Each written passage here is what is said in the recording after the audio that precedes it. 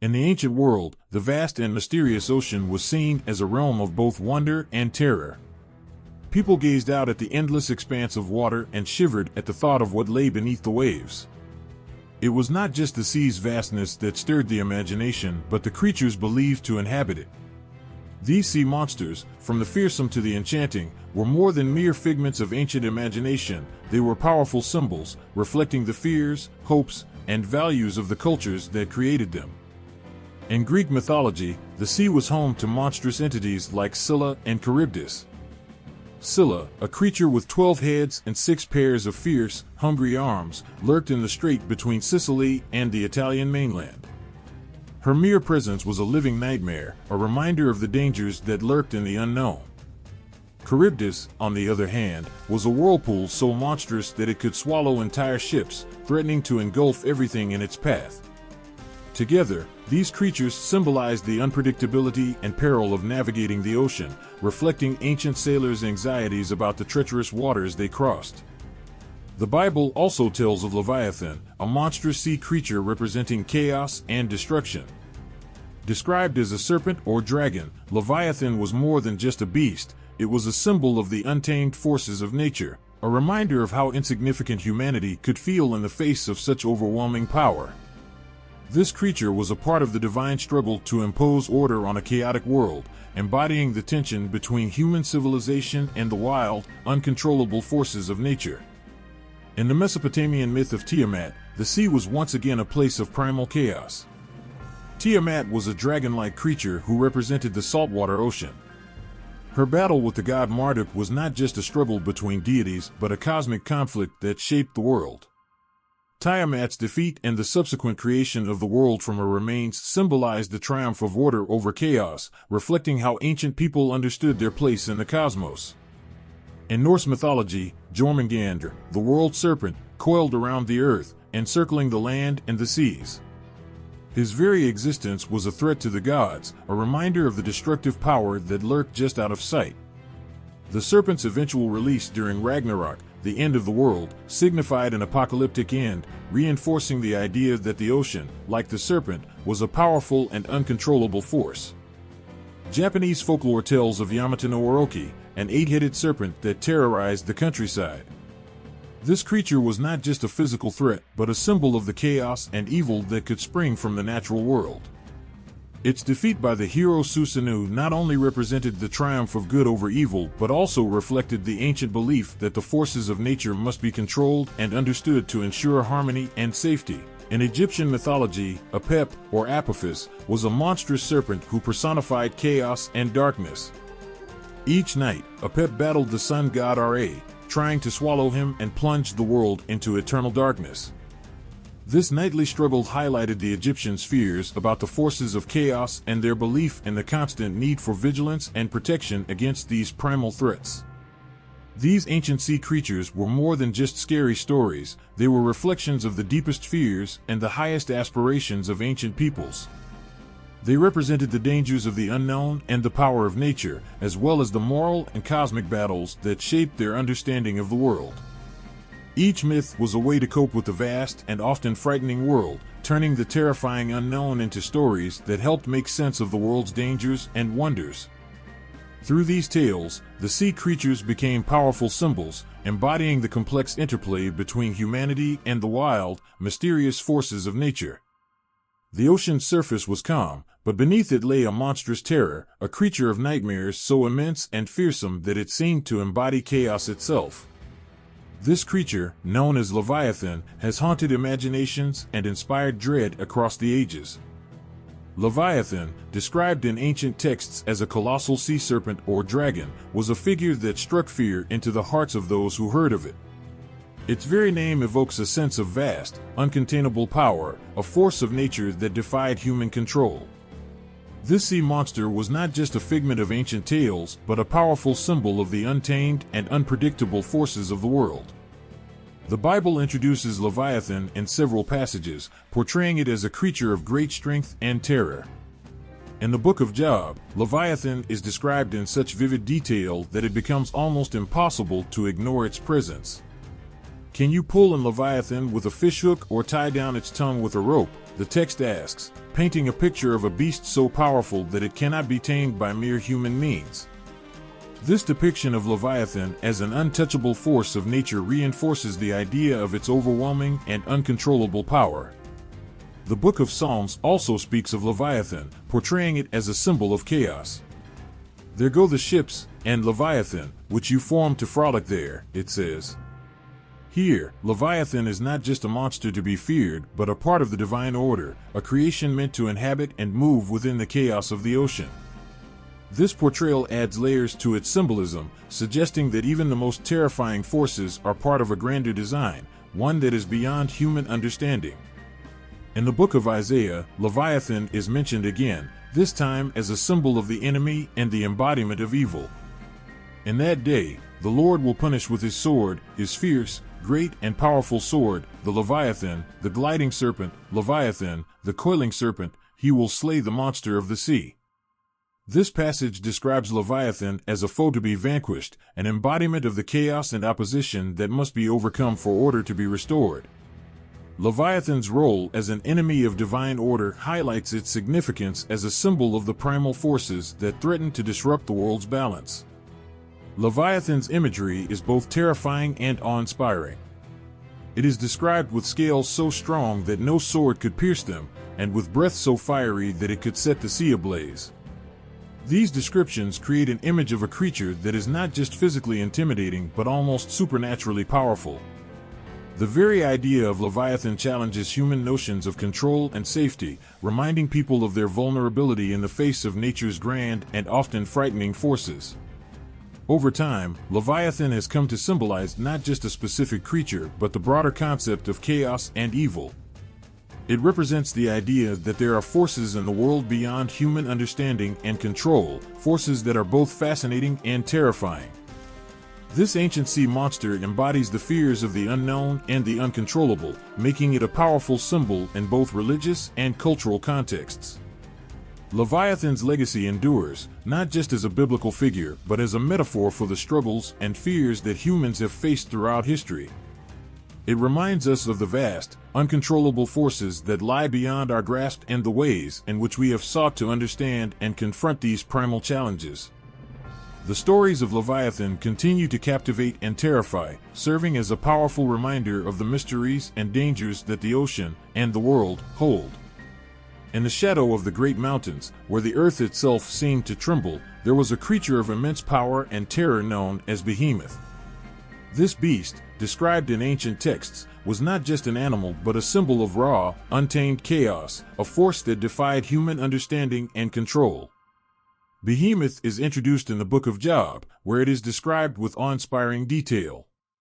"Look at Behemoth, which I made along with you and which feeds on grass like an ox," the text begins. Here, Behemoth is portrayed as a massive and mysterious creature, so colossal that it dwarfs the very landscape it inhabits.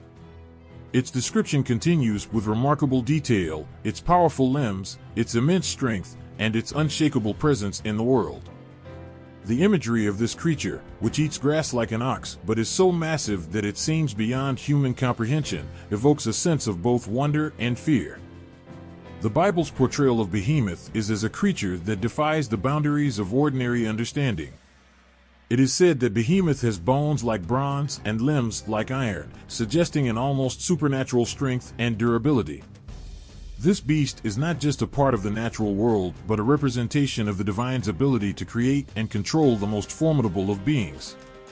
The sheer scale of Behemoth, along with its immense power, symbolizes the might and mystery of the divine creation, portraying a force that is both awe-inspiring and terrifying. In the biblical context, Behemoth is often associated with chaos and untamed nature. Its depiction contrasts sharply with the more orderly aspects of creation, reflecting the ancient belief that while the world may be structured and controlled, there are always elements of raw, unbridled power lurking just beyond human control. Behemoth's presence serves as a reminder of the forces that lie outside the realm of human understanding and the power of the divine to master even the most chaotic of creatures. Over time, interpretations of Behemoth have evolved. In some traditions, this great beast has been seen as a symbol of the strength and power of the natural world, embodying the majesty and terror of untamed nature. Others have viewed Behemoth as a symbol of the divine power that creates and maintains the world, showing that even the most fearsome aspects of existence are part of a greater divine plan. In some cultures, Behemoth has been associated with ancient creatures such as dinosaurs or giant mythical beasts, reflecting the human fascination with the unknown and the monstrous. These interpretations emphasize the creature's role as a symbol of nature's grandeur and the eternal struggle between order and chaos. Behemoth's role extends beyond biblical texts into other ancient and medieval traditions. In some stories, this creature is depicted as a rival to the sea monster Leviathan, with both beasts representing opposing forces of chaos. The struggle between Behemoth and Leviathan reflects the broader themes of cosmic conflict and the balance between different forces in the world. This struggle underscores the ancient belief in the constant battle between order and chaos, and the need for divine intervention to maintain balance in the universe. In all these interpretations, Behemoth remains a powerful symbol of the raw and untamed aspects of the world. Its immense size and strength serve as a reminder of the limits of human understanding and the vast, uncontrollable forces that shape the natural world. Behemoth's legacy endures as a symbol of the grandeur and terror of nature, and the divine power that oversees and contains these formidable forces.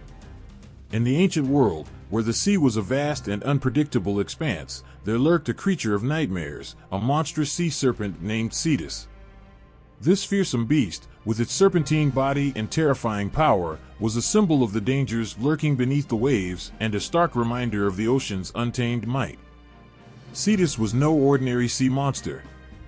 Described in Greek mythology as a giant sea serpent, this creature was feared and revered for its immense size and strength. It had the long, sinuous body of a serpent, with scales that shimmered like dark, uncharted depths. Its eyes were said to glow with a menacing light, and its roar was so powerful that it could send chills through even the bravest of hearts. Cetus was a beast that seemed to embody the very essence of the sea's chaos, a living reminder of nature's wild and uncontrollable forces. One of the most famous stories involving Cetus is the tale of Andromeda. According to the myth, the beautiful Andromeda was sacrificed to the sea monster as a form of appeasement to calm the wrath of the sea god Poseidon, who was enraged by her mother's boast that she was more beautiful than the sea nymphs. Cetus was unleashed upon the coast, creating a scene of utter terror. As Andromeda was chained to a rock by the sea, waiting for her impending doom, the monster's looming presence was a palpable threat, a dark shadow over her fate. But hope was not entirely lost. The hero Perseus, having recently slain the Gorgon Medusa, came to Andromeda's rescue. Armed with the head of Medusa, which could turn anything to stone, Perseus confronted Cetus. The battle was fierce, with Cetus thrashing and roaring, its immense power causing waves to crash violently. Yet, Perseus's bravery and the deadly gaze of Medusa's head turned the mighty sea serpent to stone. The stone remains of Cetus became a grim monument to the hero's courage and the dangers of the sea. Another story tells of Cetus in the context of the Titanomachy, the great war between the Titans and the Olympian gods. In this version, Cetus was not just a monster but a formidable ally of the Titans, a creature whose immense power made it a fearsome opponent against the gods. The sea serpent's participation in this cosmic conflict highlighted its role as a symbol of chaos and destruction, a force that had to be defeated to restore order to the world. Cetus's presence in these stories reflects the ancient Greeks' profound fear and respect for the sea. The creature embodied the unknown and the uncontrollable aspects of the ocean, a reminder of the power that lay beneath the waves and the peril that could strike without warning. The stories of Cetus served as both a warning and a testament to the bravery of those who faced such monstrous threats. In art and literature, Cetus is often depicted as a massive, terrifying sea serpent coiling around ships or dragging sailors into the depths. Its image was a powerful symbol of the dangers that awaited those who ventured too far from the safety of land. The monster's fearsome appearance and its role in myths highlighted the ancient Greeks' understanding of the sea as a realm of both wonder and terror, a place where monstrous creatures could rise from the depths and challenge the bravest of heroes. Cetus's legacy endures as a powerful symbol of the primal fears associated with the sea. Its portrayal as a giant, menacing sea serpent captures the imagination and evokes a sense of awe and dread. Through the stories of Cetus, the ancient Greeks expressed their deepest fears and their enduring respect for the formidable and mysterious forces that lay hidden beneath the ocean's surface. The sea serpent's place in mythology remains a vivid reminder of the wild, untamed nature of the world's great waters and the eternal struggle between humanity and the forces of nature. Sailors in ancient Greece knew all too well the peril of navigating the narrow strait between the cliffs of Scylla and the whirlpool of Charybdis. This treacherous passage was a place of nightmarish danger, where the monstrous Scylla and the relentless Charybdis posed a deadly threat to all who dared to traverse it. Scylla was a creature of terrifying beauty, her form a nightmarish blend of horror and grace. She was depicted with 12 heads, each crowned with a row of razor-sharp teeth, and 6 long, serpentine lower bodies, each ending in 6 pairs of vicious, grasping arms. Her appearance alone was enough to send shivers down the spine of even the bravest sailors. Scylla's heads were said to be perpetually hungry, each one waiting for an opportunity to snatch at anything that came within reach. Her presence was a constant reminder of the dangers that lurked in the unknown corners of the sea, an embodiment of the fearsome and unpredictable forces of nature. On the opposite side of this deadly strait lurked Charybdis, a monstrous whirlpool that could swallow entire ships and crews with terrifying ease. Charybdis was not a creature in the traditional sense, but a relentless, insatiable force of nature. Positioned near the shore, this whirlpool was capable of pulling down everything within its grasp, creating a maelstrom of water that could drag ships and sailors into the abyss. The sound of Charybdis was a roar of rushing water, a constant reminder of the lurking danger that threatened to engulf everything in its path. The dual threat of Scylla and Charybdis created a nightmarish dilemma for sailors. Navigating the strait required a delicate balance between avoiding the monstrous Scylla and steering clear of the deadly Charybdis. The myth of Odysseus's voyage home from Troy vividly illustrates this peril. As Odysseus and his men sailed through the strait, they faced the agonizing choice of which danger to confront. Choosing to pass closer to Scylla meant risking the loss of a few men to her ravenous heads rather than the entire crew being swallowed by Charybdis. This decision highlighted the cruel nature of their predicament. No matter the choice, the danger was inevitable and the outcome tragic. Scylla's role in mythology was not just that of a monstrous being, but also a symbol of the dangers of crossing boundaries and venturing into unknown territories. Her presence at the strait represented the fearsome consequences of challenging the natural order. Charybdis, meanwhile, embodied the uncontrollable forces of nature, a reminder of how the sea could turn into a violent and deadly force with little warning. The stories of Scylla and Charybdis left a lasting impression on sailors, who saw these mythological threats as more than just tales, but as real dangers to be feared. Ancient sailors believed that these monsters were not merely fictions, but warnings of the immense and unpredictable dangers of the sea. They were symbols of the perils that lay hidden beneath the surface and the harsh reality of navigating through treacherous waters.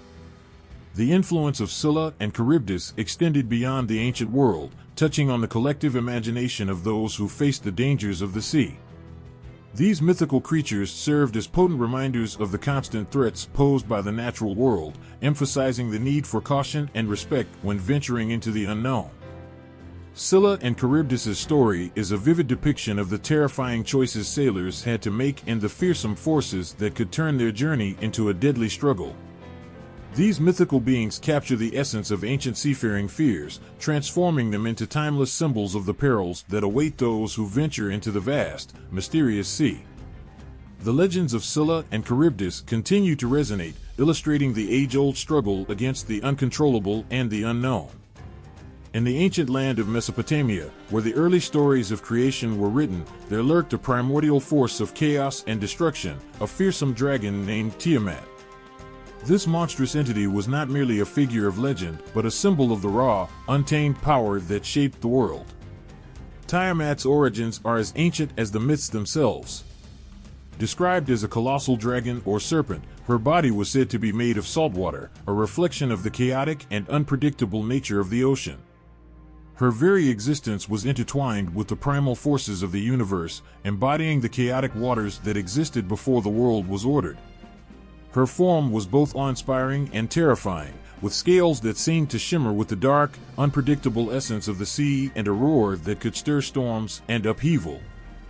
The Enuma Elish, the Mesopotamian creation epic, tells the story of Tiamat's role in the birth of the world. According to this ancient text, Tiamat was one of the first beings to emerge from the chaos, a primordial force that existed before the creation of the world. Her union with Apsu, the god of freshwater, gave birth to the first generation of gods. But as the younger gods grew restless and noisy, Apsu and Tiamat's peaceful existence was disrupted. Apsu's anger led him to plan a massacre of the younger gods, but Tiamat's anger was even more profound and far-reaching. Tiamat's fury erupted as she waged war against the younger gods. In her rage, she created a host of monstrous creatures to aid her in battle. These beings were embodiments of chaos and destruction, reflecting her own fearsome nature. The conflict between Tiamat and the younger gods was not merely a cosmic struggle but a vivid representation of the battle between order and chaos. The gods, led by the young god Marduk, fought against Tiamat in a clash that would determine the fate of the universe. The epic battle between Marduk and Tiamat was nothing short of cataclysmic. Marduk, armed with his powerful weapons and spells, faced Tiamat in a dramatic confrontation. The fight was fierce and destructive, with Marduk's spells tearing through Tiamat's formidable body. Eventually, Marduk triumphed, splitting Tiamat in two. Her body was used to create the heavens and the earth, a testament to the idea that even the most chaotic forces could be harnessed to bring about order and creation. Tiamat's defeat and the subsequent creation of the world from her remains had a profound impact on Mesopotamian beliefs. She was not simply a defeated enemy but a symbol of the chaos that preceded order.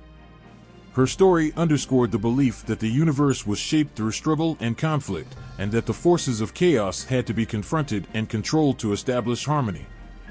Her defeat marked the transition from primordial chaos to the structured world of gods and men. In Mesopotamian culture, Tiamat's story was a powerful reminder of the dangers of chaos and the importance of maintaining order. Her image as a monstrous dragon or serpent reflected the fearsome aspects of the natural world and the divine struggle to master these forces. The Enuma Elish's portrayal of Tiamat highlighted the cosmic significance of her defeat, transforming her chaotic nature into the building blocks of the universe. This myth captured the imagination of the people, weaving a tale of creation and destruction that explained the origins of the world and the divine forces that governed it. Tiamat's legacy endured through the ages, not only as a figure of myth, but as a symbol of the primal chaos that shaped the ancient worldview. Her role in the Enuma Elish emphasized the dramatic struggle between order and chaos, a theme that resonated deeply with the Mesopotamian understanding of the cosmos. The story of Tiamat remains a powerful testament to the ancient belief in the transformative power of conflict and the enduring impact of the primordial forces that shaped the world. In ancient Japan, where the mountains whispered secrets and the rivers sang songs of old, there existed a beast so fearsome that its name alone could strike terror into the hearts of those who heard it. Yamata no Orochi, the eight-headed serpent, was a creature of nightmares, a monstrous entity that brought death and destruction wherever it slithered.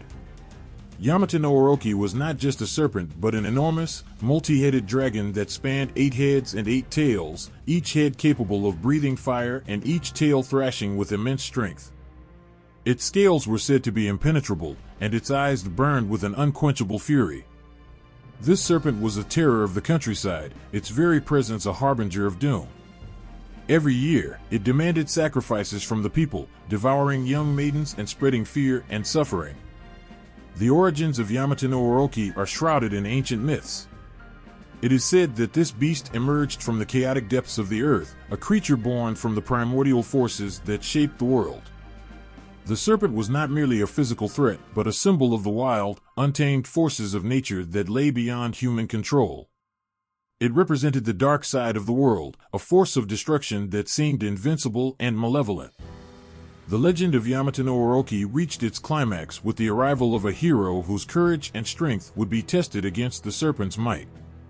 This hero was Susanoo, the storm god, whose bravery was matched only by his determination.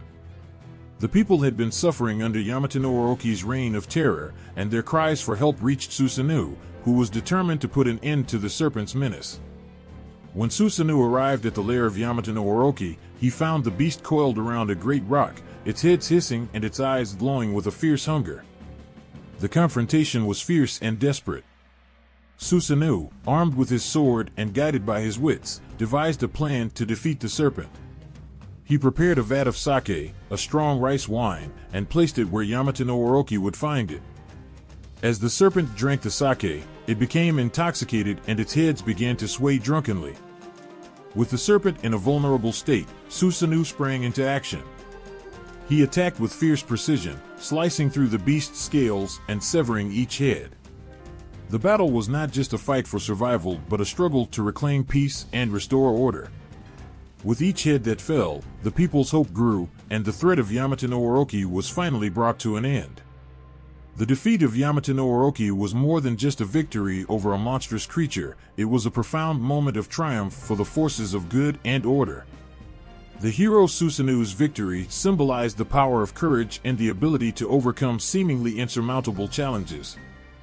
In addition to freeing the people from the serpent's tyranny, Susanoo discovered a sacred sword within the serpent's tail, a symbol of his own divine strength and the restored harmony of the world. The cultural significance of Yamato no Orochi's defeat resonates deeply in Japanese mythology and history. The tale of the eight-headed serpent and its vanquishing by Susanoo is not just a story of heroism but a powerful symbol of the triumph of good over evil, order over chaos.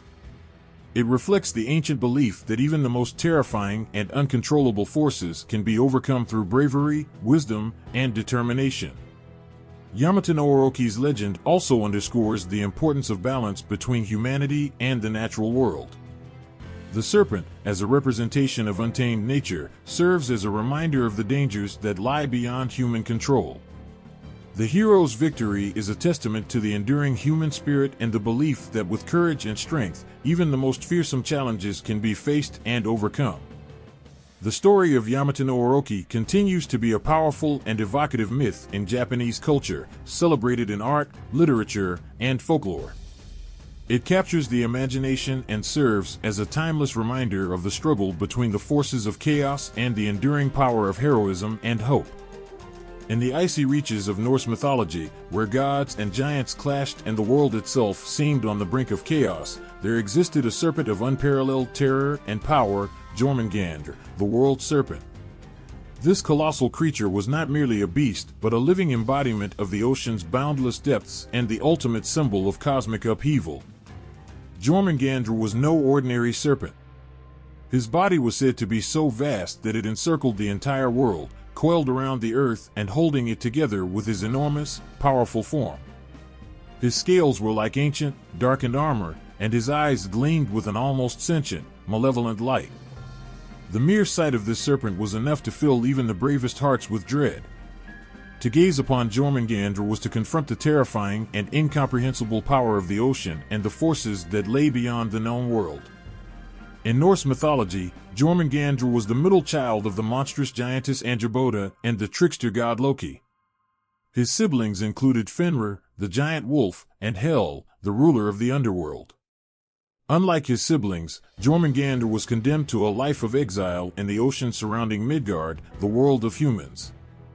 The serpent's role in the cosmic order was one of constant tension and looming disaster, reflecting the broader themes of chaos and destruction that pervade Norse myth. Jormungandr's story is intricately woven into the tapestry of Ragnarok, the prophesied end of the world. According to the myth, during Ragnarok, the great battle that would bring about the destruction of the gods and the rebirth of the world, Jormungandr would rise from the ocean, unleashing chaos and fury upon the earth. As he emerged, his monstrous form would cause the seas to rise, flooding the world and heralding the beginning of the end. The serpent's role in Ragnarok was pivotal and destructive. Jormungandr's appearance was a sign of the coming apocalypse, his emergence from the ocean marking the start of the final battle between the gods and the forces of chaos. The clash between Jormungandr and Thor, the thunder god, was one of the central events of Ragnarok. In their fateful battle, Thor would face the serpent in a struggle that symbolized the ultimate confrontation between order and chaos. The fight was destined to be both epic and tragic. Thor would strike Jormungandr with his mighty hammer, Mjolnir, but the serpent's venom would poison Thor, leading to the hero's death. The two would fall together, marking the end of an era and the beginning of a new one. Jormungandr's presence in Norse cosmology was a powerful symbol of the chaotic forces that threatened to undo the world. His endless coils around the earth were a constant reminder of the boundaries between order and disorder, and his role in Ragnarok emphasized the inevitable clash between these forces. The serpent's story was a reflection of the Norse understanding of the world as a place of constant struggle and change, where even the gods could not escape the cycles of destruction and renewal. The myth of Jormungandr captures the imagination with its dramatic portrayal of cosmic struggle and the inevitable clash between the forces of creation and destruction. The serpent's role in Ragnarok is not just a tale of doom but a testament to the power of myth to convey profound truths about the nature of existence. Jormungandr's looming presence and the prophecy of his final battle with Thor evoke a sense of awe and melancholy, reflecting the Norse belief in the cyclical nature of time and the perpetual tension between order and chaos. Jormungandr's legacy endures as a powerful symbol of the monstrous and the unknown, a reminder of the vast, uncontrollable forces that shape the world. His story is a vivid reflection of the Norse worldview, capturing the deep sense of dread and awe that accompanies the contemplation of the cosmic and the divine. In the heart of ancient Egypt, where the sun blazed fiercely across the sky and the Nile flowed with life-giving power, there was a serpent whose name alone struck terror into the hearts of gods and men alike. This serpent was Apep, or Apophis, a creature of pure chaos and darkness, whose presence represented the eternal struggle between light and shadow. Apep was no ordinary serpent. His form was immense and menacing, his scales like dark, polished metal. His eyes glowed with a fiery malevolence, and his body coiled in terrifying loops, ready to strike at any moment. Unlike the serpents of other myths, Apep was not merely a beast of the natural world, but a symbol of the chaotic forces that threatened the order of the universe. He was the embodiment of everything that opposed the harmony of creation, a primal force that sought to plunge the world into darkness and disorder. The origins of Apep are steeped in the ancient Egyptian understanding of the cosmos. He was born from the chaotic waters of Nun, a primordial entity representing the abyss before creation. As such, Apep was a creature of the void, a being that existed outside the bounds of the ordered world. His very nature was a challenge to the sun god Ra, who journeyed through the sky each day, bringing light and life to the world. The daily battle between Ra and Apep was not just a physical confrontation but a cosmic struggle that reflected the eternal tension between order and chaos. Each night, as Ra traveled through the underworld in his solar bark, Apep would lie in wait, hidden in the darkness. The serpent's goal was to ambush Ra and devour him, preventing the sun from rising again. This nightly battle was a matter of life and death for the world. If Apep succeeded, the sun would be swallowed by the serpent, and the world would be plunged into eternal night and disorder. The struggle between Ra and Apep was depicted with vivid imagery in ancient Egyptian art and mythology. The serpent would lash out with its mighty coils, attempting to drag Ra's bark into the darkness of the underworld. The gods and divine beings would rally to Ra's aid, using their power and magic to fend off Apep's attacks. The battle was fierce and relentless, a constant reminder of the fragile balance that kept the world in harmony. Ra's victory over Apep each night was not just a triumph of light over darkness, but a reaffirmation of the order and stability of the cosmos. The sun god's ability to defeat the serpent and rise again each morning was a symbol of hope and renewal for the ancient Egyptians. It was a powerful reminder that even in the face of overwhelming darkness and chaos, the forces of order and creation would prevail. The victory over Apep ensured that life continued, the cycles of day and night persisted, and the world remained in balance. Apep's role in Egyptian mythology highlights the profound significance of his battle with Ra. The serpent represented the ever-present threat of chaos and destruction, a force that sought to undo the order and harmony of creation. Ra's nightly struggle against Apep was a cosmic drama that underscored the importance of vigilance and perseverance in maintaining the balance of the world. The serpent's dark presence was a constant challenge, but Ra's victory was a testament to the enduring power of light and order. The legend of Apep and his nightly battle with Ra is a powerful and evocative story that captures the essence of the ancient Egyptian worldview. It reflects the deep-seated belief in the struggle between order and chaos, and the importance of divine intervention in preserving the harmony of the universe. Apep's terrifying form and relentless attacks serve as a reminder of the ever-present threat of darkness, while Ra's triumph symbolizes the hope and resilience that keep the world in balance. In the lush tapestry of Hindu mythology, where gods and divine creatures weave through the fabric of the cosmos, there exists a sea creature that embodies both awe and wonder. This is Makara, a being of striking appearance and deep symbolic significance. It is not merely a creature of the water, but a potent symbol of the natural and divine worlds intertwined. Makara is depicted as a fantastical creature, often portrayed with the body of a fish and the head of a crocodile or elephant, though variations include other combinations of animal features. Its scales are shown as intricate and shimmering, resembling the texture of a fish, while its head can be as fearsome and majestic as that of a crocodile or as gentle as an elephant's. This blend of features creates an image that is both fearsome and awe-inspiring, capturing the imagination with its mythical grandeur. In Hindu mythology, Makara is more than just a sea creature, it is a symbol with profound meaning. The Makara often represents the merging of two worlds, the land and the sea, the human and the divine. Its dual nature embodies the balance and harmony between opposing forces. This makes it a fitting symbol for the complex interplay of elements that make up the universe. The role of Makara extends into the divine and spiritual realms, where it holds a special place in the pantheon of Hindu deities. It is famously known as the vehicle, or Vahana, of the goddess Ganga, the river goddess who represents purity and life-giving waters. As Ganga's Vahana, Makara carries her through the waters, symbolizing the flow of divine energy and the connection between the earthly realm and the heavens. This association underscores Makara's role as a bridge between the sacred and the mundane, the divine and the natural. Makara's presence is also prominent in Hindu art and architecture, where it adorns many sacred spaces. Temples and sculptures often feature the Makara as a decorative element, embodying both protection and auspiciousness. Its image is used to guard entrances and sacred spaces, symbolizing the protective and nurturing qualities of the goddess it serves. The Makara's depiction in art is not just ornamental, but serves as a reminder of the divine forces at work in the natural world. The creature's symbolism goes beyond mere representation, it reflects the deeper truths of Hindu cosmology. Makara signifies the idea that the divine is present in all aspects of the world, including the untamed and mysterious elements of nature. It represents the convergence of spiritual and earthly realms, showing that the divine presence is intertwined with every part of existence.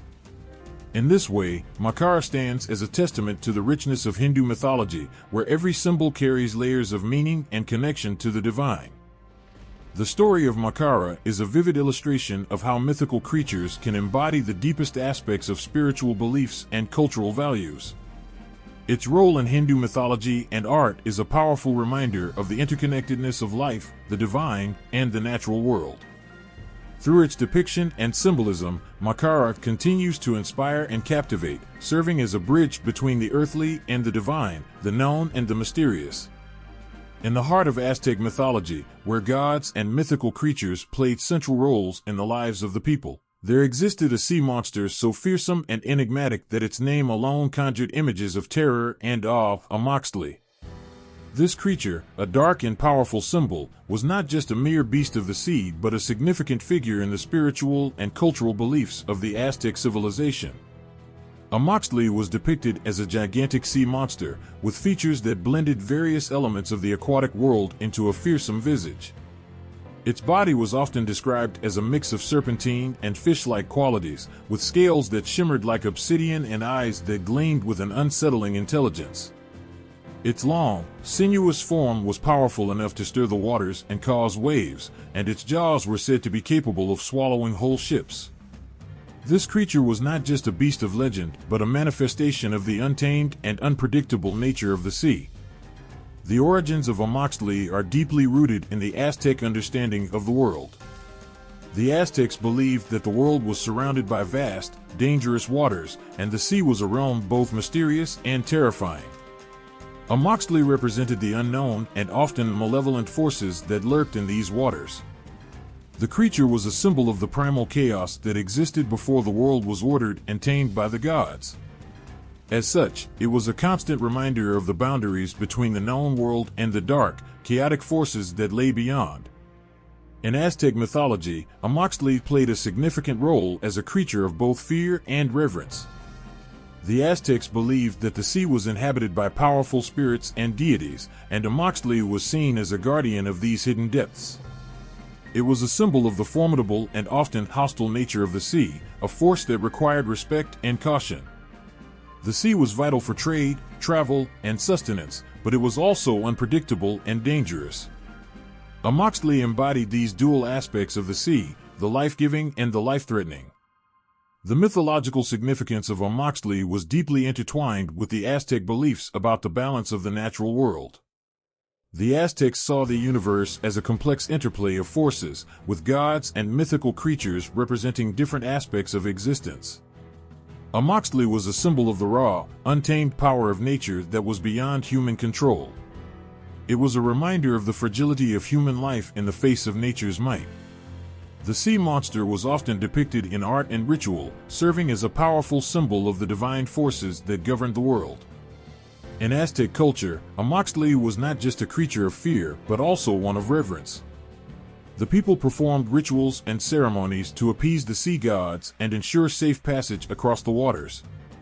Amoxtli's presence in these rituals underscored the respect and awe that the Aztecs had for the sea and its inhabitants.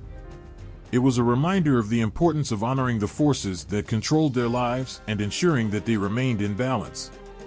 The legend of Amoxtli continues to evoke a sense of wonder and trepidation. It is a vivid illustration of how mythical creatures can embody the deepest fears and reverence of a culture. Amoxtli's terrifying presence and the complex role it played in Aztec mythology reflect the deep connection between the Aztecs and the natural world. The sea monster stands as a powerful symbol of the balance between fear and respect, chaos and order, in the rich tapestry of Aztec belief.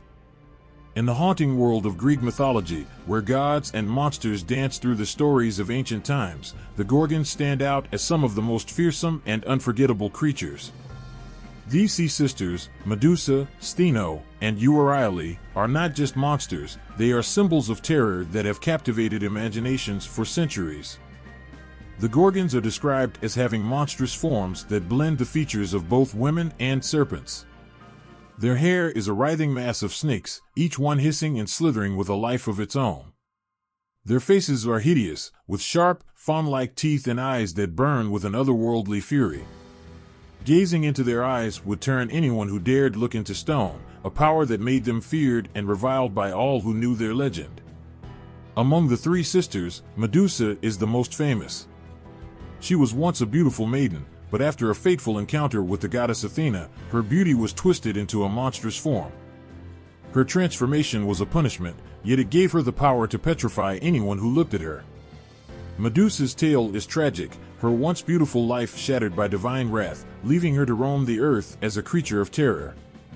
Stheno and Euryale, her sisters, were equally formidable. They were immortal, unlike Medusa, and their fearsome appearance was a constant reminder of their power. They lived in the fringes of the world, hidden away in dark, remote places, where they waited for any intruders to come too close. The very sight of these sisters could instill dread in the bravest of hearts. The Gorgons' influence extends far beyond their physical appearances. Their legend speaks to a deeper fear, the fear of the unknown and the uncontrollable forces that lie beyond human understanding. They embody the terror of the supernatural and the idea that there are powers in the world that can utterly destroy us. Their gaze is not just a physical threat, but a metaphor for the way our deepest fears can paralyze and immobilize us. The stories of the Gorgons have a profound impact on Greek mythology and culture. They are often used as symbols in art and literature, representing the darker side of human nature and the dangers that lurk in the unknown. In ancient art, Gorgons are depicted on shields and helmets, meant to protect the wearer by warding off evil and instilling fear in enemies.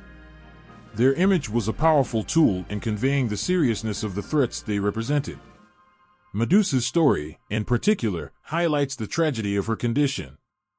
Once a beautiful maiden, her transformation into a monster was both a punishment and a curse, leaving her isolated and feared.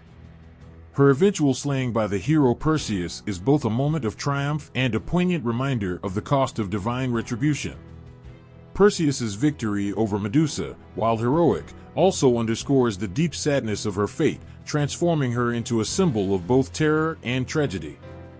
The Gorgons, with their blend of beauty and horror, serve as a powerful reminder of the ways in which fear and beauty can intertwine. Their terrifying forms and the stories that surround them evoke a profound sense of dread and awe. Through their mythology, the Gorgons remind us of the powerful forces that lie beyond our control and the ways in which fear can shape our understanding of the world. In the cold, misty highlands of Scotland, where the winds howl and the dark waters churn, a terrifying figure stalks the shadows of folklore. This is the Nuclavi, a monstrous sea demon whose very presence sends chills down the spine of anyone who dares to cross its path. The Nuclavi is no ordinary creature, it is a nightmarish blend of horse and man, but twisted into something far more grotesque. Its body is a horrific fusion of flesh and bone, with the head of a horse mounted atop a skeletal, emaciated human frame. Its skin is said to be raw and flayed, exposing a hideous mixture of sinew and muscle, and its breath is a foul miasma that can wilt crops and poison water. The Nuclavi's legs, long and spindly, end in clawed hooves that can crush anything in their path. Originating from the dark corners of Scottish folklore, the Nuclavi is a creature born of the sea's primal fear and the land's deep-seated dread. Its origins are wrapped in the dark traditions of the Arcadian Isles, where tales of sea demons and eldritch horrors are common. According to legend, the Nuclavi was a once feared entity that lived beneath the waves, and its anger was often associated with plagues and disasters that befell the land. The mere mention of its name was enough to make the bravest heart shudder. The impact of the Nuclavi on Scottish folklore and fears is profound. It is not just a creature of nightmares, but a symbol of the destructive power of nature and the consequences of angering forces beyond human control. The Nuclavi is often associated with environmental calamities, such as droughts, failed crops, and livestock diseases, all of which were believed to be punishments for offending the supernatural order. In a land where survival depended on harmony with the natural world, the Nuclavi represented the ultimate embodiment of nature's wrath. Tales of the Nuclavi served as warnings and moral lessons. They spoke to the need for respect and reverence toward the natural world and the dangers of disturbing the balance between humans and the forces of nature. Stories told around flickering hearths warned of the dire consequences that could come from angering the spirits of the land or the sea. The Nuclavi became a potent symbol of the fears that lurked in the unknown, a reminder that the natural world was not to be taken lightly. In these tales, the Nuclavi is often depicted as a relentless predator, emerging from the sea to wreak havoc upon unsuspecting villagers. Its mere presence is a harbinger of disaster, and encounters with the demon are usually followed by calamities that strike with terrifying suddenness. The Nuclavi's ability to cause suffering and destruction reflects the deep-seated fears of a world where control over nature was tenuous and fragile. The Nuclavi's role in folklore underscores the powerful impact of mythical creatures on cultural fears and practices. It represents the dark side of the sea and the untamed forces of nature, embodying the primal terror of what lies beyond human understanding. Its grotesque form and malevolent nature serve as a stark reminder of the ever-present danger that lurks in the unknown, a force that can disrupt life and challenge the very fabric of existence. The stories of the Nuclavi have left a lasting mark on Scottish folklore, shaping the cultural fears and beliefs about the natural world. Its terrifying visage and the legends that surround it continue to evoke a sense of dread and respect for the forces that lie beyond human control. In the shadows of Scottish folklore, the Nuclavi remains a haunting symbol of nature's power and the profound consequences of disturbing its delicate balance. In the quiet, misty corners of Japanese folklore, where shadows stretch long and the rivers whisper ancient secrets, there lurks a creature both feared and fascinating, the Kappa. This water demon, with its eerie appearance and unsettling abilities, has haunted the imaginations of those who live near its watery haunts for centuries. The Kappa is described as a small, humanoid creature with a body that combines the features of a turtle and a frog. It has a greenish, slimy skin, a shell on its back like a tortoise, and webbed hands and feet that make it an agile swimmer. Its most distinctive feature is the shallow, bowl-like depression on the top of its head, which is filled with water.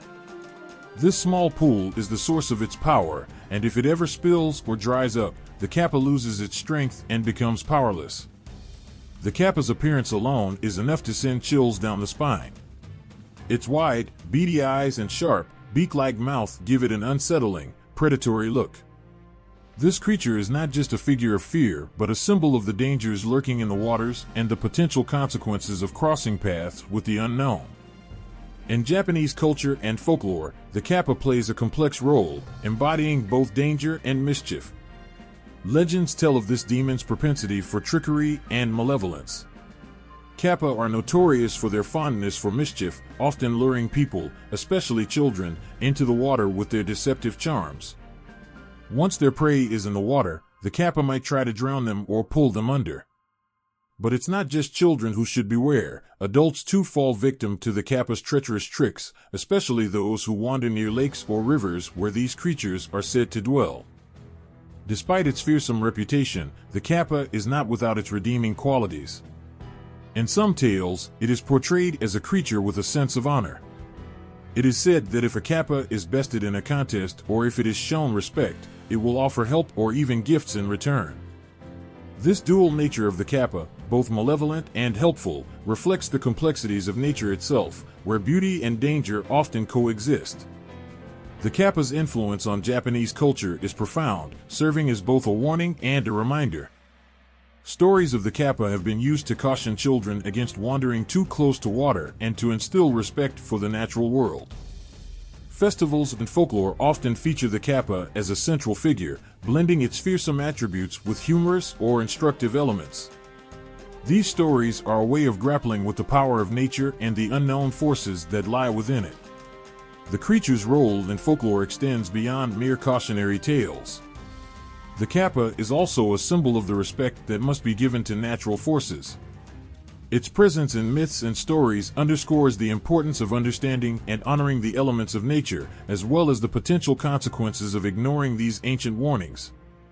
The fear of the kappa serves as a reminder of the boundaries between humans and the wild, untamed parts of the world. Through its various representations in Japanese culture, the kappa remains a powerful symbol of both fear and respect. It embodies the primal fears of the unknown and the unpredictable nature of the world, reflecting the deep connection between people and the natural forces that shape their lives. In the whispering waters and the shadows of folklore, the kappa stands as a chilling reminder of the mysterious and often treacherous elements that lie just beyond our understanding. In the remote corners of the Australian landscape, where the land meets the murky waters of ancient billabongs and riverbanks, whispers of a dark and elusive creature stir the air. This is the bunyip, a water spirit of Australian folklore that has haunted the dreams and tales of Aboriginal cultures for generations. The bunyip is described in various ways, often shifting like a shadow in the minds of those who recount its sightings. It is said to have a grotesque, fearsome appearance, with descriptions ranging from a creature with a horse-like head and flippers to a massive, amphibious beast with an assortment of terrifying features. Some accounts speak of it having a bloated, shapeless body, covered in a layer of slimy skin, while others describe it as having a long, serpentine neck and a roar that echoes through the night.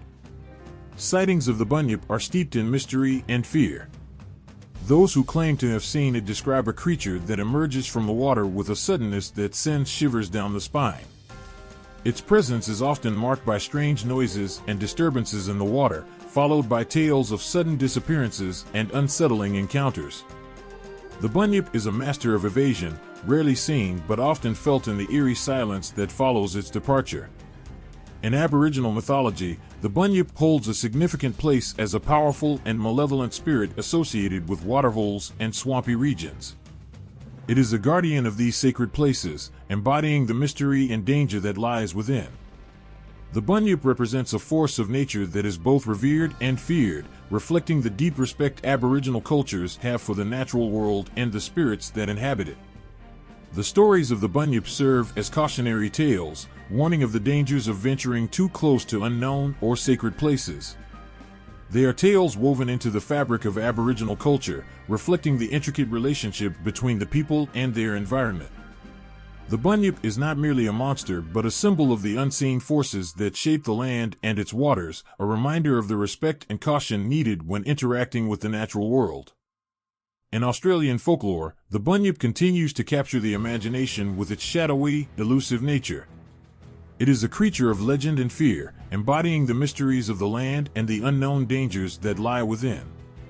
The Bunyip stands as a haunting reminder of the powerful and often unpredictable forces that reside in the hidden corners of the natural world, a figure that continues to evoke both fear and fascination in those who hear its tale. In the lush, vibrant heart of Brazil, where the rivers weave through the dense forests like silver threads, lives a figure of haunting beauty and peril, the Aera. This water nymph, both alluring and dangerous, embodies the enchanting yet treacherous nature of the Amazonian waterways. The Aera is often described as a mesmerizing siren with an irresistible allure. Her appearance is striking, a woman with long, flowing hair that seems to ripple like the water itself, and eyes that shimmer with a supernatural light. Her skin, described as smooth and pale, contrasts with the dark depths of the river, making her both a vision of beauty and a symbol of the hidden dangers lurking beneath the surface. Some tales depict her as having a fish-like lower body, blending seamlessly with her watery domain, while others describe her with legs that vanish into the misty waters. In Brazilian mythology, the Aera is a creature of dual nature. To those who encounter her, she appears as a vision of pure beauty, her enchanting song drifting on the breeze, pulling men closer to the water's edge. Her voice, melodious and haunting, is said to be irresistible, drawing men to their doom. Those who hear her song are often lured into the river, where the Aera's true nature is revealed in a swirl of dark water and sudden danger. The stories of the Aera vary, but they all share a common thread, a warning of the perils of beauty and the danger of succumbing to temptation. The Aera is a symbol of the untamed and unpredictable nature of the rivers, representing both the allure and the risks of the natural world. She embodies the seductive power of nature, showing that beauty can be as dangerous as it is captivating. In Brazilian folklore, the Aera plays a significant role as a figure of myth and caution. She is often featured in tales that serve as moral lessons about the dangers of being enticed by superficial beauty or of venturing too far into unknown territory. Her legends are deeply embedded in the cultural fabric, reflecting the respect and fear that people have for the powerful forces of nature. The Aera's influence extends beyond mere tales of terror. She represents a complex relationship between humans and the natural world, highlighting the need for balance and respect. Her story is a reminder that nature, while beautiful and alluring, can also be unpredictable and treacherous. The Aera stands as a testament to the enchanting and often perilous beauty of the Amazonian waterways, a figure whose allure is matched only by the danger she embodies. Through her legends, the Aera continues to captivate and intrigue, embodying the mysteries and dangers of the natural world. She is a figure of haunting beauty, a water nymph whose presence in folklore serves as a reminder of the delicate balance between admiration and caution in the face of nature's untamed forces. In the shadowy corners of medieval nightmares, where darkness mingled with the unknown, there lurked a sinister entity known as the Cacodemon. This malignant sea spirit, a figure both terrifying and enigmatic, haunted the fears of sailors and coastal dwellers during an era when the vast oceans were seen as realms of monsters and malevolent spirits. The Cacodemon is described as a ghastly and foreboding presence. Unlike the more enchanting or whimsical sea creatures of other myths, the Cacodemon embodies pure malevolence. It is often depicted as a grotesque, shadowy figure with a twisted, almost otherworldly appearance. Its form might vary from accounts to accounts, a monstrous hybrid of human and beast, or a shadowy, amorphous mass with eyes that gleam with a malevolent light. This sea spirit is not merely a figment of imagination but a tangible embodiment of the fears and superstitions of the time. Its origins are rooted in the medieval blend of folklore and religious belief. The term Cacodemon itself comes from the Greek words for bad or evil spirit, reflecting its role as an embodiment of fear and darkness. Medieval sailors and coastal inhabitants believed that these malevolent spirits prowled the depths of the ocean, lying in wait to ensnare and destroy the unwary. The sea was viewed as a place of chaos and danger, and the cacodemon personified these dangers, making the unknown depths even more terrifying. The impact of the cacodemon on medieval beliefs was profound. It was a symbol of the many fears that lurked beneath the surface of the known world. Sailors spoke of strange occurrences at sea, mysterious disappearances, sudden storms, and eerie noises that were often attributed to the malign influence of the cacodemon. In a time when the natural world was a source of mystery and danger, such spirits provided a way to explain the inexplicable and to give form to the terrors that seemed beyond human understanding. The cacodemon also influenced medieval religious thought, intertwining with the era's broader fears of demonic forces and the supernatural. It served as a reminder of the eternal struggle between good and evil, with the sea representing a realm where these struggles were most pronounced. The fear of such entities was not just about physical danger, but about the spiritual threats that were believed to accompany these malevolent forces. The cacodemon was a manifestation of the fears that lurked in the darkness, a symbol of the constant threat posed by unseen and malevolent powers. Legends of the cacodemon permeated medieval literature and lore, often depicted in terrifying tales that reinforced its role as a harbinger of doom. Stories of encounters with the cacodemon were shared among sailors and travelers, growing more elaborate with each retelling. These tales contributed to a broader sense of dread surrounding the sea, where every shadow and every ripple was a potential sign of the cacodemon's lurking presence. The figure of the cacodemon embodies the deep-seated fears of an era when the ocean was both a source of life and a vast, unknowable expanse of danger. It represents the dark side of human imagination, where the mysteries of the natural world are interpreted through the lens of fear and superstition. The cacodemon stands as a chilling reminder of the power of myth and belief in shaping our understanding of the world around us, making the unknown both a source of awe and a realm of terror. On the rugged, windswept shores of Scotland, where the sea meets the land in a clash of waves and stones, there lives a mythical being known as the Selkie. These enchanting creatures have captivated the hearts and imaginations of those who dwell near the ocean, blending the beauty of seals with the allure of shape-shifting magic. Selkies are extraordinary beings with the power to transform from seals into humans. By day, they glide effortlessly through the cold, dark waters, their sleek, silvery forms sliding beneath the surface. At night, under the cloak of moonlight, they shed their seal skins and emerge as beautiful, often ethereal humans. Their appearance as people is marked by a haunting elegance, skin as smooth as moonlit water and eyes that seem to hold the mysteries of the sea. In Scottish folklore, the tales of Selkies are as enchanting as they are poignant. They are often portrayed as gentle and mysterious, with a sadness that comes from their eternal longing for their true home in the sea. The stories frequently revolve around themes of love and loss, capturing the delicate balance between their human desires and their oceanic origins. One of the most famous tales involves a Selkie who, after shedding her sealskin on the shore, is discovered by a human man. Enchanted by her beauty, he steals her sealskin, keeping it hidden to prevent her from returning to the sea. Forced to live as his wife, the Selkie bears him children but is forever haunted by the loss of her true self. The story takes a heart-wrenching turn when her hidden sealskin is eventually found by one of her children, leading her to the shore where she transforms back into a seal and returns to the ocean, leaving her human family behind. This tale, like many others, reflects the deep-seated themes of freedom and the struggle to reconcile different parts of oneself. The Selkie's story is one of profound yearning, as she is torn between two worlds, the life she has been forced into and the ocean that is her true home. It captures the essence of longing and the inescapable pull of one's true nature. Selkies are also seen as symbols of the unpredictable and mysterious nature of the sea. Their dual existence mirrors the dual nature of the ocean itself, beautiful and life-giving, yet unpredictable and perilous. The Selkie's ability to shift between seal and human forms serves as a metaphor for the shifting and elusive nature of the sea, which can both nurture and destroy. In Scottish folklore, Selkies are not just figures of myth, but carry an emotional resonance that speaks to the human condition. Their stories are imbued with a sense of melancholy and longing that resonates deeply, touching on universal themes of identity, freedom, and the search for belonging.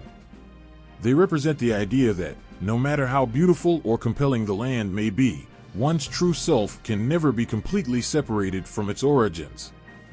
These tales have endured through the ages, capturing the imaginations of those who hear them. The Selkie stands as a testament to the power of folklore to reflect and shape our understanding of the natural world and the human heart. The blending of the seal's grace and the human's emotional depth creates a figure that is both enchanting and haunting, reminding us of the eternal dance between freedom and belonging. In the ancient world of Greek mythology, where gods and monsters shaped the fears and dreams of the people, there lurked a terrifying creature known as Lamia. Her story, as dark and unsettling as the night, reveals a figure whose monstrous nature stemmed from heartbreak and betrayal, turning her into a symbol of fear and vengeance. Lamia was once a beautiful queen of Libya, beloved and admired. Her life took a tragic turn when she caught the eye of Zeus, the king of the gods. Though she was a victim of Zeus's unfaithfulness, her suffering was only beginning. Hera, Zeus's jealous wife, turned her wrath upon Lamia, transforming the once beautiful queen into a hideous monster. Her eyes became hollow sockets, and her once lovely features twisted into a grotesque visage.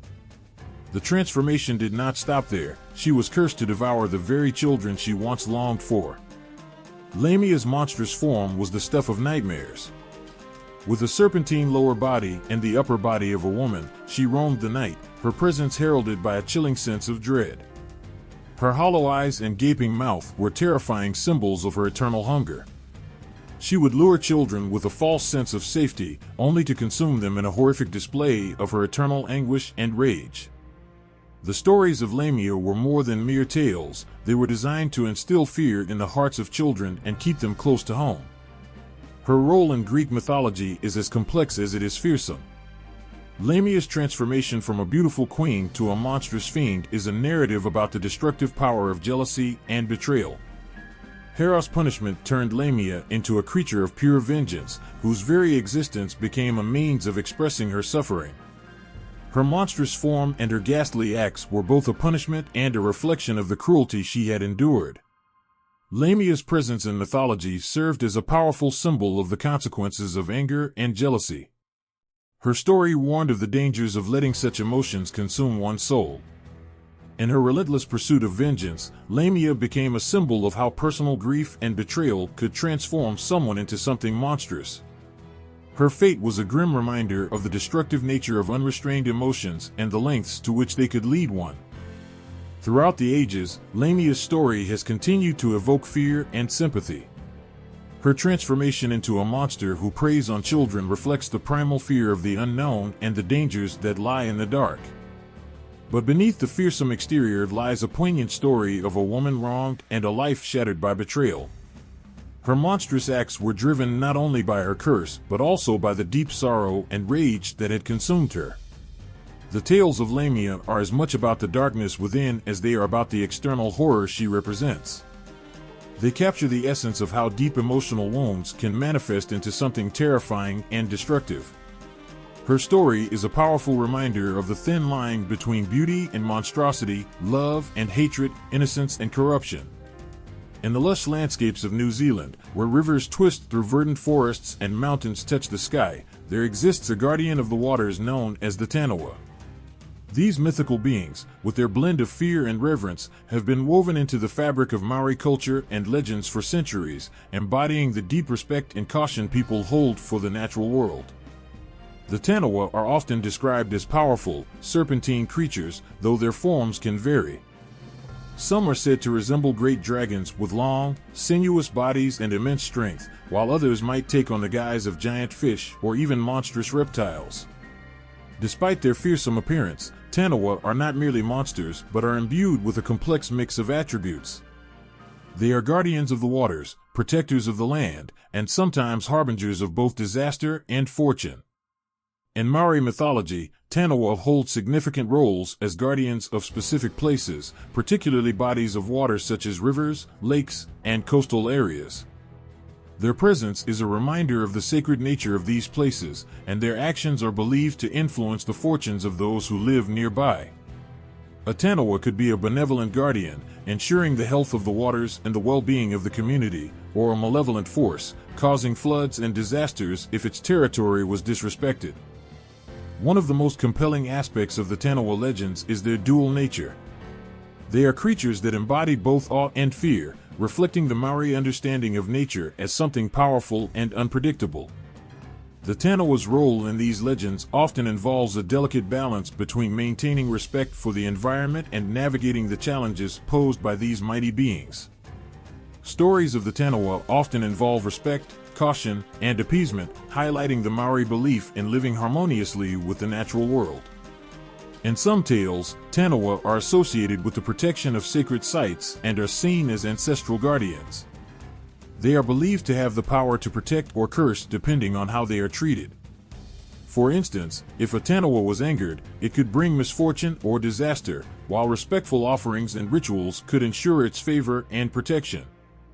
This relationship underscores the deep connection between the Maori people and their environment, illustrating how natural features were seen not just as resources but as living entities with their own rights and powers.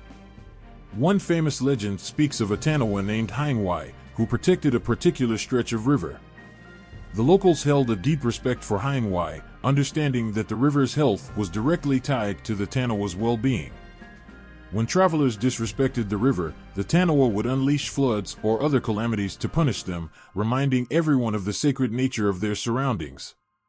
Conversely, offerings and rituals performed with respect would ensure the river flowed smoothly and abundantly, benefiting all who depended on it.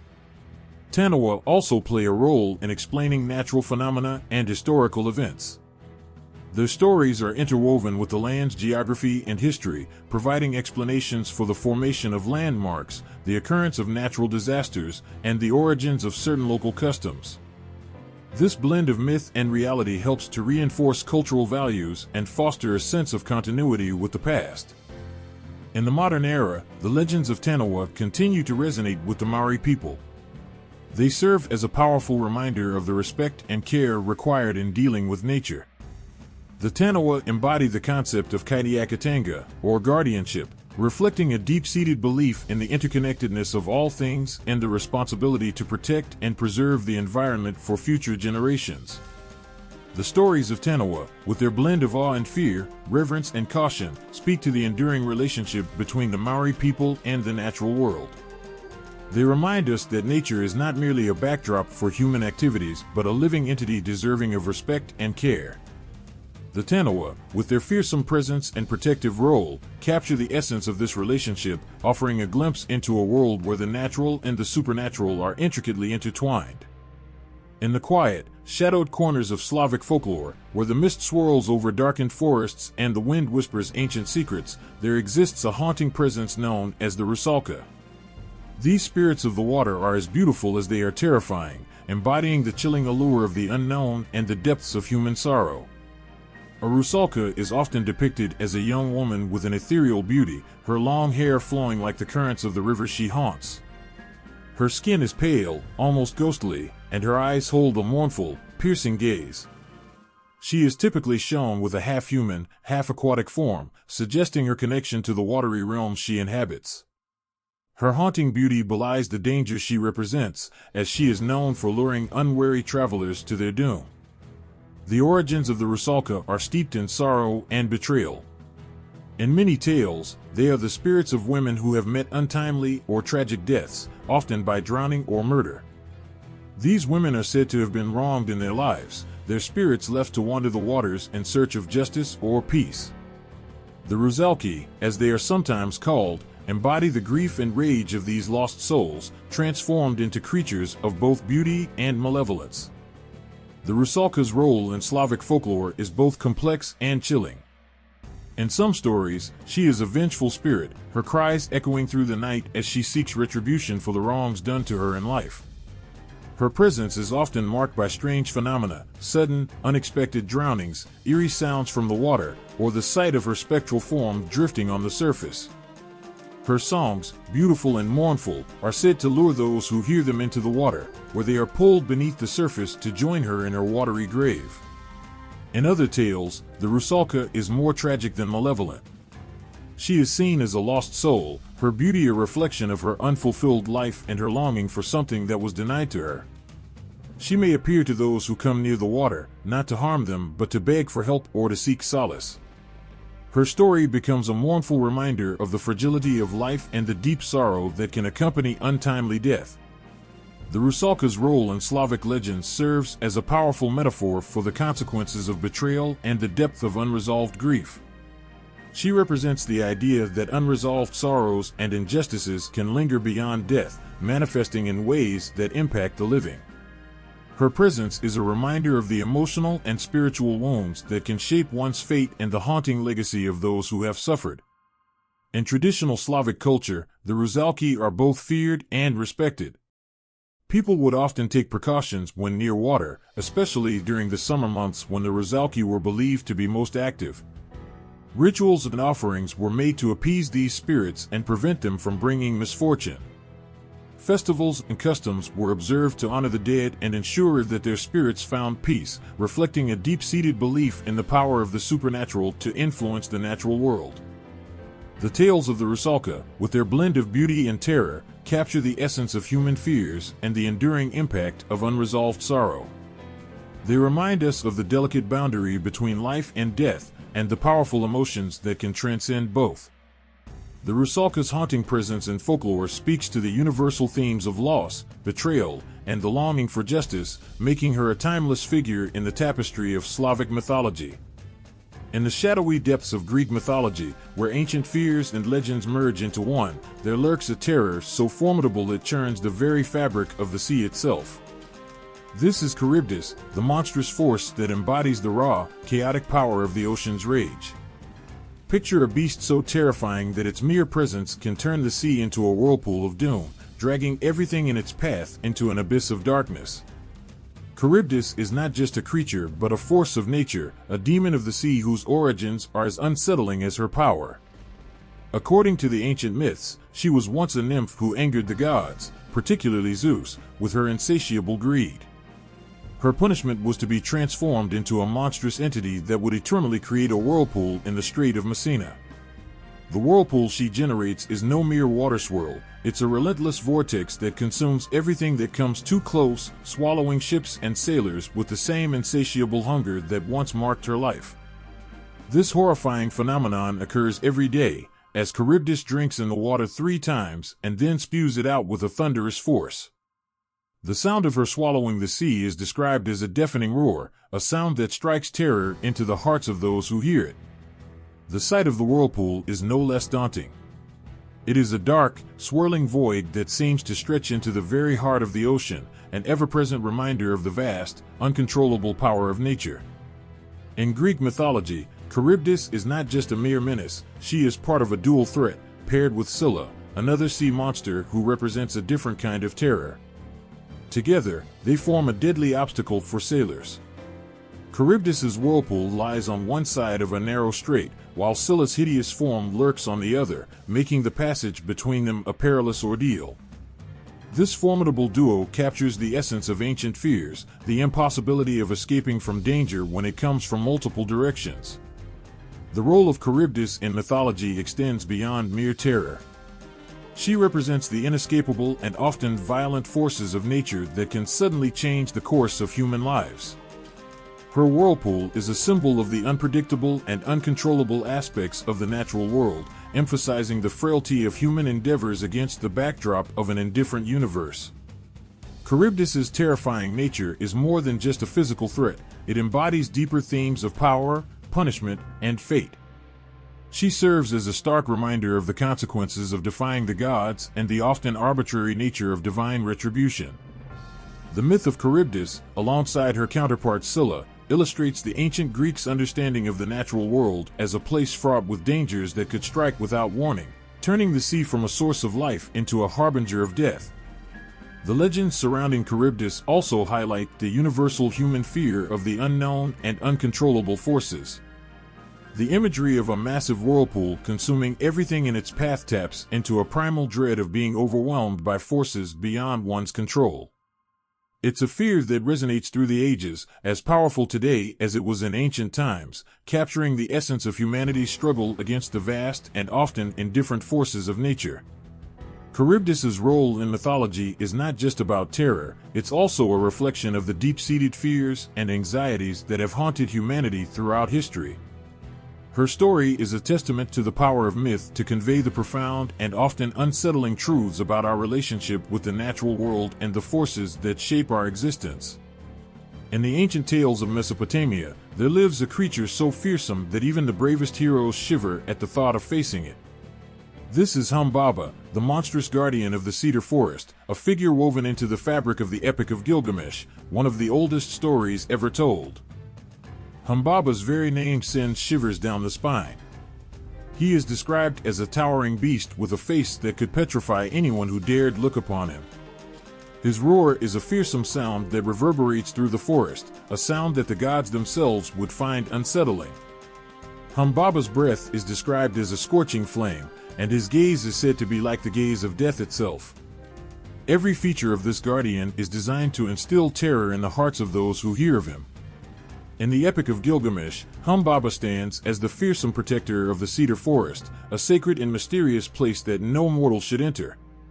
The forest itself is a place of both beauty and danger, a land of towering trees that reach toward the heavens and dark shadows that hide unknown threats.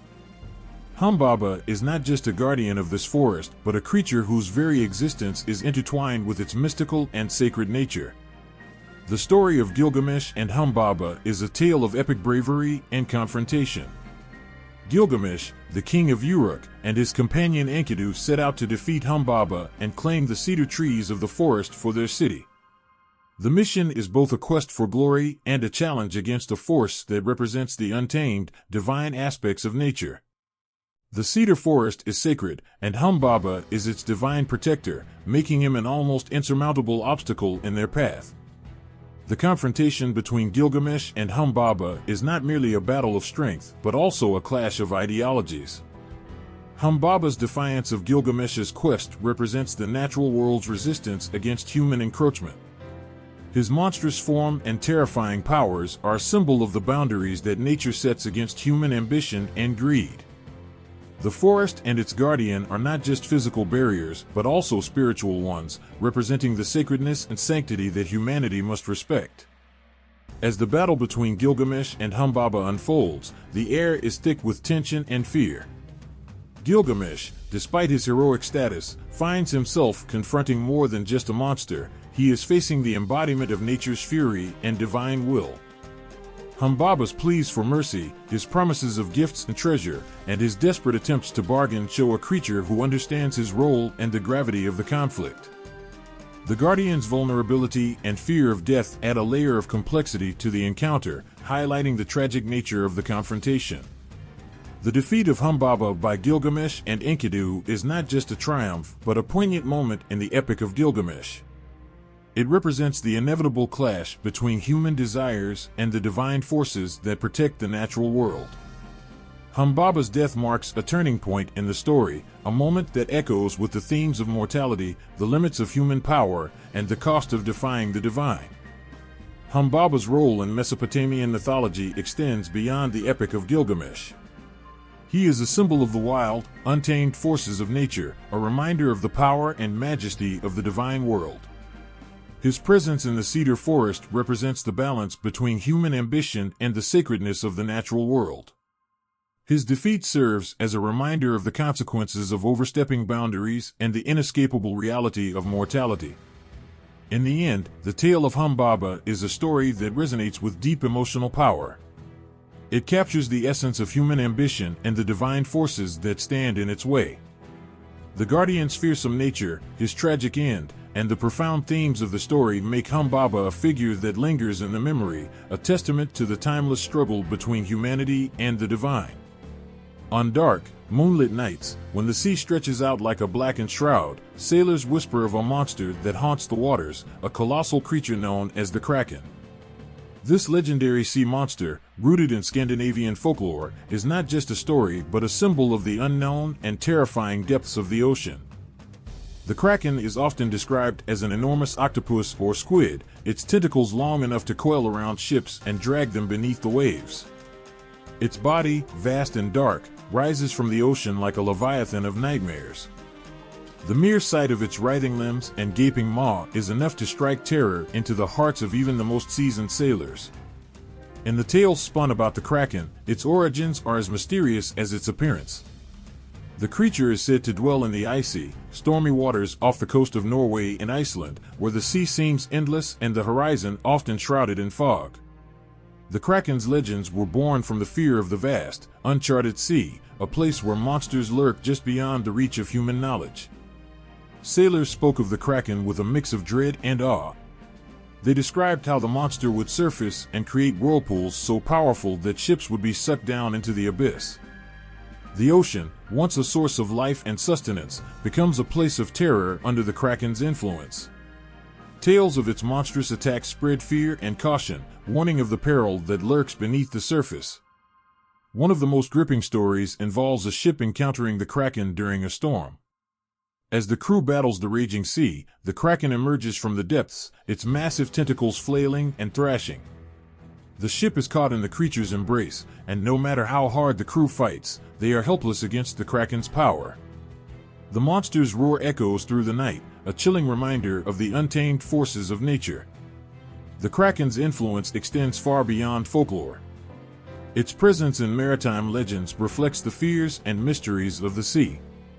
For centuries, sailors have recounted stories of encounters with the Kraken, each tale adding to the monster's growing mythos.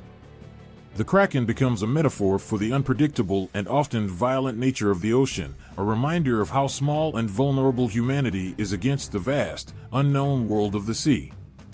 As time went on, the Kraken's image was reinforced by accounts of giant squid and octopuses. Sailors who reported seeing enormous creatures with long tentacles likely encountered real animals, whose size and appearance sparked the myth of the Kraken. These real-life encounters added a layer of credibility to the tales, blending the line between myth and reality. In literature and art, the Kraken has become an iconic figure, embodying the fear and fascination people have with the sea. It has appeared in countless stories, paintings, and films, each interpretation adding new layers to its legend. The Kraken is not just a creature of folklore but a symbol of the deep, dark unknown that lies beneath the ocean's surface. The Kraken story is a powerful reminder of the human fascination with the mysteries of the sea. Its terrifying presence captures the imagination, reflecting the fears and anxieties that come with venturing into the unknown.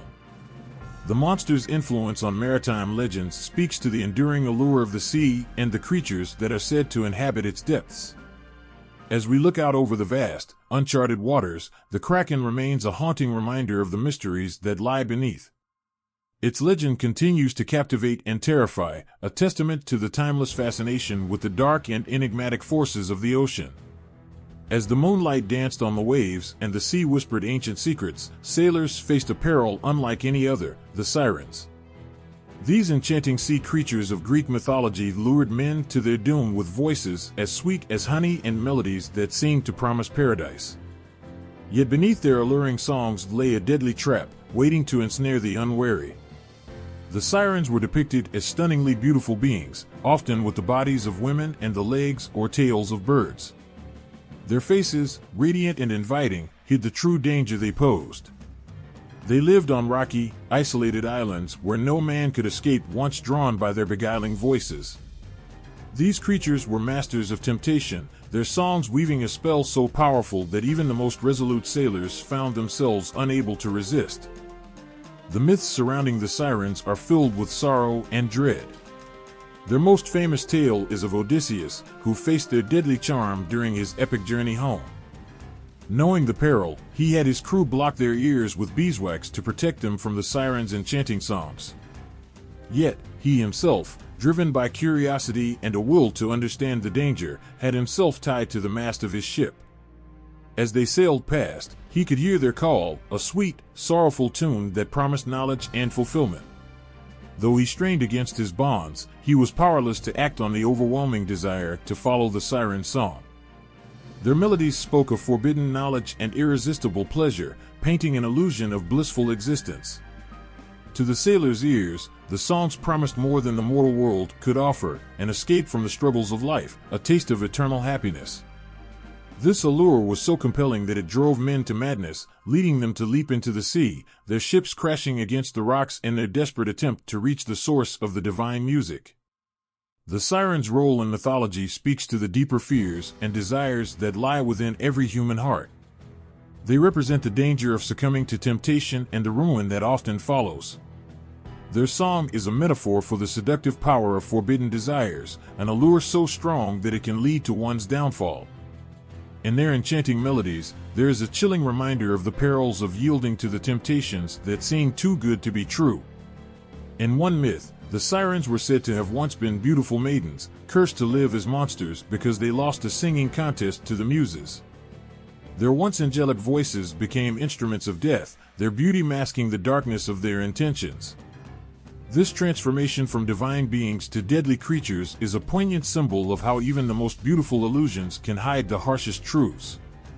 Throughout ancient Greece, the sirens' legends served as warnings for sailors and travelers, cautioning them against the dangers of overindulgence and the treacherous allure of easy promises.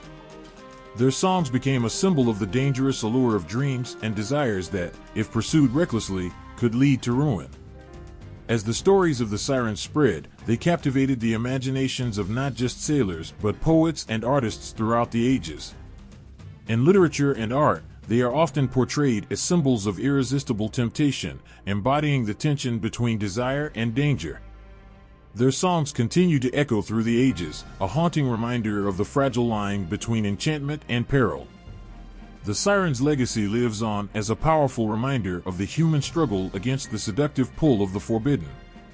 Their songs, sweet and sorrowful, echo with a timeless warning that the most alluring desires can often lead us to our deepest fears and darkest fates. Their story remains a chilling testament to the power of temptation and the perilous allure of the unknown. In the shadowy corners of our imagination, ancient sea creatures still stir, their legends whispered through the ages. These mythical beings, once feared and revered, have found new life in our modern media and culture. Their timeless allure continues to captivate and haunt, making them as relevant today as they were in the ancient world. Take the Kraken, for instance, a monstrous sea creature whose very name evokes shivers. This colossal beast, with tentacles that could drag entire ships beneath the waves, has transformed from an ancient sailor's nightmare into a staple of modern fantasy. Films, books, and games bring this legendary terror to life, capturing its vast, chilling presence with every depiction. The Kraken story reminds us of our age-old fear of the unknown depths and the power of nature's most mysterious forces. Then there's the sirens, whose enchanting songs have crossed centuries to become symbols of irresistible temptation. They now inhabit movies and literature, enchanting with their beauty and danger. Their songs, once a warning for sailors, now serve as metaphors in modern tales of seduction and allure, illustrating the timeless struggle between desire and peril. They remind us of our own vulnerabilities and the dangers of giving in to the lures of our desires. Even the fearsome Leviathan and the chaotic behemoth have their places in contemporary culture. The Leviathan's vast, terrifying form has become a powerful symbol of uncontrollable forces, showing up in everything from apocalyptic tales to blockbuster films. The behemoth, once a symbol of primal chaos, now appears as a force of nature or an embodiment of the uncontrollable aspects of life in various media, reflecting our ongoing struggle with the forces that shape our world. In folklore, the sirens and the kraken may have been creatures to dread, but today, they appear not just as villains, but as complex symbols. They embody our fears, our desires, and our deepest anxieties. Through stories and films, they serve as mirrors reflecting the darkest corners of our own psyche, allowing us to confront our fears in a controlled environment. The legacy of these ancient beings extends beyond mere storytelling. They influence our language and our art, shaping how we understand and interpret the world. Phrases like siren song and kraken's grasp have woven their way into our everyday vocabulary, illustrating how deeply ingrained these mythological creatures have become in our collective consciousness. Their stories remind us of the thin line between reality and fantasy, and the power of ancient fears to resonate through the ages. The enduring legacy of these mythological beings lies in their ability to evoke deep emotional responses. They tap into our most primal fears and desires, reminding us of the unknown and the uncontrollable aspects of life. Their stories, whether depicted in the ancient texts or modern media, reflect a universal human experience, our confrontation with the mysterious, the dangerous, and the enchanting. Today, as we look to the vast seas and the stories they hold, we find that these ancient creatures are not merely relics of the past, but active participants in our modern mythology. They continue to shape our fears and fascinations, proving that the legends of the deep have an everlasting impact on our culture and imagination. Imagine standing at the edge of the ocean, the waves crashing rhythmically against the shore. The vast expanse of water stretches out, a reminder of both the beauty and terror it holds. The myths and legends of sea creatures, from the kraken's crushing embrace to the siren's hypnotic songs, bring to life the awe and fear that our ancestors felt. These creatures have become more than just ancient stories, they are reflections of our deepest emotions and timeless fears. As we explore these mythical beings, we uncover a tapestry of themes woven through human imagination. Each sea monster, from the Leviathan's chaos to the Selkie's tragic beauty, reveals something about the fears, hopes, and dreams of the cultures that created them. They speak to our innate curiosity about the unknown and our fascination with the mysteries that lie just beyond our reach. The kraken's monstrous tentacles and the siren's haunting melodies echo the timeless struggle between human ambition and nature's immense power. They remind us of our vulnerability and our capacity for both wonder and dread. The Leviathan and Behemoth represent the raw, untamed forces of the natural world, embodying our fear of the uncontrollable and the vast unknown. In these ancient tales, we also find stories of redemption and tragedy. The Selkies, with their shape-shifting sadness, and the Lamia's vengeful nature reflect human emotions and the often painful struggle to find love and acceptance. These stories are not merely about the creatures themselves, but about the human experiences they symbolize: loss, desire, and the quest for understanding. These myths and legends have left an indelible mark on our culture, influencing art, literature, and even our everyday language. Words like kraken and sirens carry more weight than just their literal meanings. They evoke a rich tapestry of emotions and historical significance. They are reminders of the ways in which our ancestors sought to understand their world, and how those ancient fears and dreams still resonate with us today. The impact of these sea creatures on human imagination is profound. They represent the duality of nature, its beauty and its peril, and the complex relationship we have with the world around us. These creatures embody our fascination with the unknown and the power of storytelling to explore the depths of human emotion. As we look back on these myths, we see that they are more than just tales of monsters and enchantments. They are reflections of the human condition, capturing our deepest fears and our most profound hopes. They remind us of the ways in which stories help us make sense of our world and our place within it. In celebrating these ancient sea creatures, we honor the timeless power of myth and the enduring impact of storytelling on human culture. They continue to captivate our imagination and remind us of the mysteries that lie both within and beyond ourselves.